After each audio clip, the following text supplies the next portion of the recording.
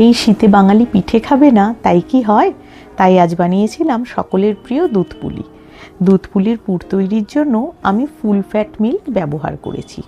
প্রথমে কড়াইতে দুধটা ভালো করে ফুটিয়ে নিয়ে তাতে দিয়েছি সন্দেশ। সন্দেশটা ভালো করে মিশিয়ে নিয়ে তাতে যোগ করেছি কোরানো নারকেল। সবটা ভালো করে মিশিয়ে নিয়ে একটু সময় ধরে নেড়ে নেড়ে পাক করে নিয়েছি। এবার কিছুটা গুড় যোগ করেছি। যতক্ষণ না ভালো করে সবটা মিশে পাক হয়ে আসে ততক্ষণ নেড়ে যেতে হবে। যেহেতু সন্দেশটা ফুটলে ছেটে, তাই আমি ঢেকে ঢেকে করেছি। দুধটা শুকিয়ে সবটা বেশ মাখো মাখো হয়ে এলে গ্যাস বন্ধ করে পুরটা ঠান্ডা করে নিলেই পুরটা শক্ত হয়ে যাবে।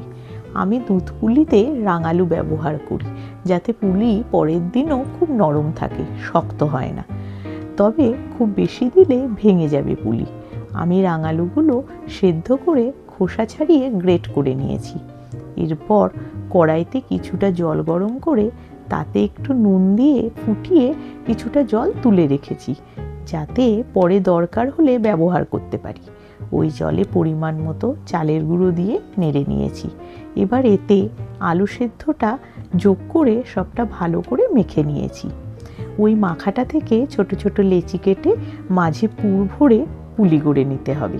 এবার একটি কড়াইতে দুধ ভালো করে ফুটিয়ে তেজপাতা দিয়ে দুধ আরেকটু ঘন হয়ে আসলে পরিমাণ মতো পাটালি যোগ করেছি। দুধ কেটে যাবার ভয় থাকলে পাটালি পরেও যোগ করতে পারো। এবার সব পুলিগুলো একে একে দুধে দিয়ে 10 মিনিট মিডিয়াম হিটে ফুটিয়ে নিয়েছি। আমি একটু নুন দিই, যদি কেউ না চাও এটা স্কিপ করতে পারো। এবার একটু এলাচ গুঁড়ো দিয়ে ভালো করে নেড়ে একটু স্ট্যান্ডিং টাইমে রেখে দিলেই রেডি দুধ পুলি। এরকম আরও ভিডিও পেতে চ্যানেলটি সাবস্ক্রাইব করে দিও।